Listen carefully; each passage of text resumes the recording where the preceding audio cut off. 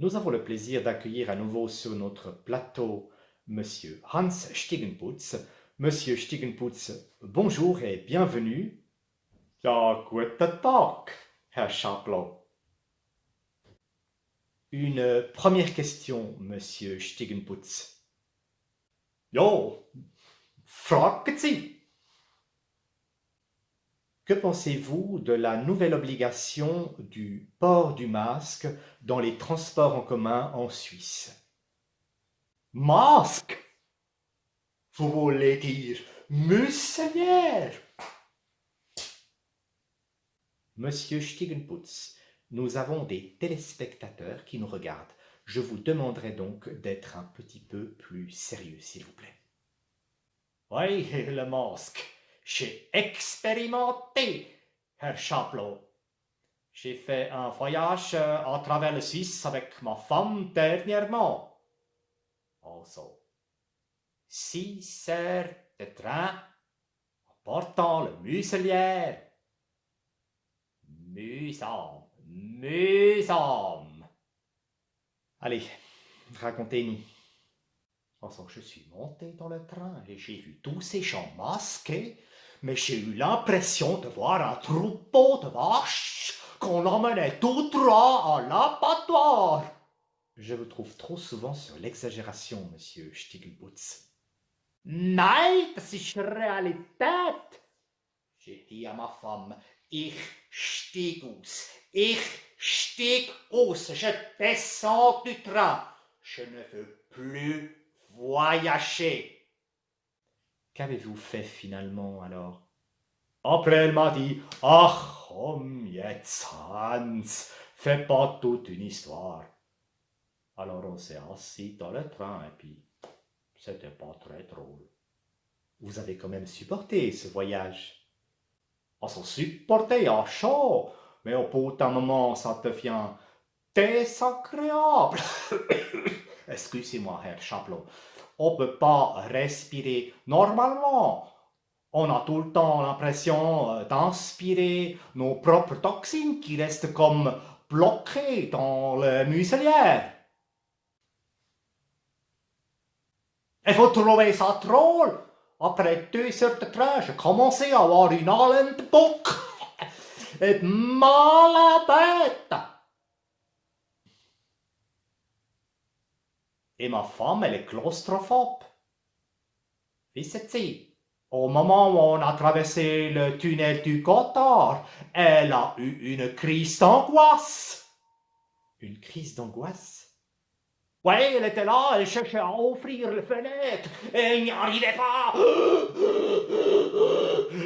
Elle a arraché le masque. Enfin, elle pouvait de nouveau à nouveau respirer.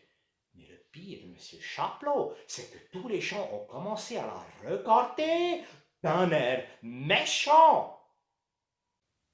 C'est pas très drôle, effectivement. Oui, et à Saint-Moritz, on nous a carrément jetés dehors du train quand l'équipe de nettoyage est arrivée. Endstation, alles aussteigen! Tout le monde descend du train, Desinfektion! Moi, j'ai eu l'impression d'être un pestiféré. Je vous comprends, monsieur Stiegenputz, mais ce sont tout de même des mesures sanitaires nécessaires pour lutter contre la propagation du virus. Des mesures nécessaires. Es ist ein Witz. Le virus est tellement petit qu'il passe à travers le maille de la muselière. Ah bon?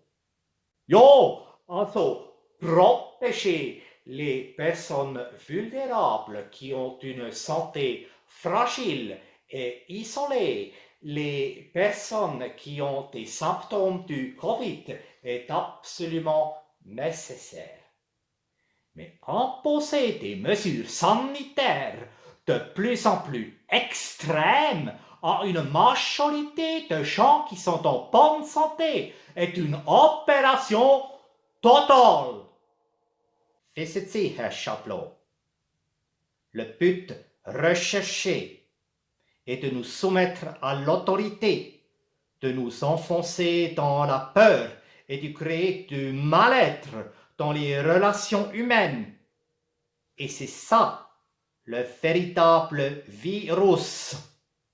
Oui, ça c'est votre opinion. Mais, monsieur Stiegenputz, mais pourquoi vous remettez vos lunettes? J'ai lu qu'il faudra bientôt porter des lunettes de protection comme celle-là, parce que le virus pourrait se transmettre par les yeux. J'ai aussi entendu que les gens ne veulent plus aller aux toilettes de restaurants, aux toilettes publiques, parce qu'on raconte que le virus pourrait se transmettre par le derrière. Par le derrière. Et la prochaine étape, c'est quoi? Obliger les gens à porter une tenue de protection ou obliger les animaux de compagnie à porter le masque? Ja, Gottesno! Non mais, vous vous rendez compte de toutes ces sottises et aberrations? Vous savez ce que je trouve le plus grave, monsieur Chaplot? On assiste aujourd'hui à une dangereuse dictature sanitaire mondiale sous couvert du Covid-19. Ça y est, on est reparti avec la théorie du complot. Was haben Sie gesagt? Qu'est-ce que vous avez dit? J'ai pas bien entendu, monsieur Chaplot. Rien. Ja, je sais. Vous vous foutez de moi. Vous pensez que je suis un complotiste. Continuez seulement, monsieur Stiegenputz.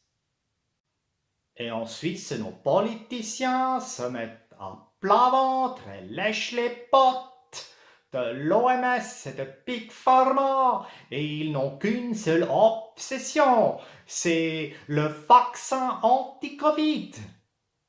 Nos autorités n'ont de loin pas une tâche facile, monsieur Stiegenputz.